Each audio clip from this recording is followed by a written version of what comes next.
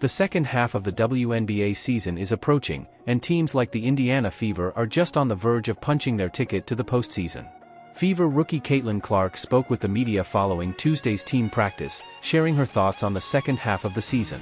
The WNBA halted the season for the 2024 Paris Olympics after the league's All-Star game on July 20th, giving teams nearly a month off of game action. While Clark mentioned that she was grateful for the WNBA's break, she also talked about the Fever's main focus for the next month. Clark believes there's a level of urgency the Fever have to play with in order to make a playoff push. "I know they're calling it the second half of the season, but really there's only 14 games left to make a difference in your record and make a playoff push," Clark said. "I think that's the most important part. Really there's only a month, and every single game's gonna matter.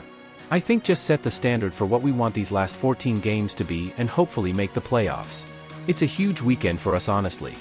The Fever stand as the number 7 team in the WNBA rankings, which would currently place them in the playoffs since the top 8 teams in the standings make the postseason. Indiana holds an 11-15 record, with their closest competitor being the Chicago Sky at 10-14. The Sky are listed as the number 8 team in the rankings, so the Fever must play with urgency, as Clark hinted at, from the start of the second half. During the first half of the season, Clark averaged 17.1 points and 8.2 assists per game, firmly placing her as the leading candidate for the WNBA's Rookie of the Year award. Caitlin Clark and Indiana will look to start the second half on the right foot when they host the Phoenix Mercury on Friday at 7:30 p.m. Eastern Time. The Fever will then play host to the Seattle Storm on Sunday at 3:30 p.m. Eastern Time.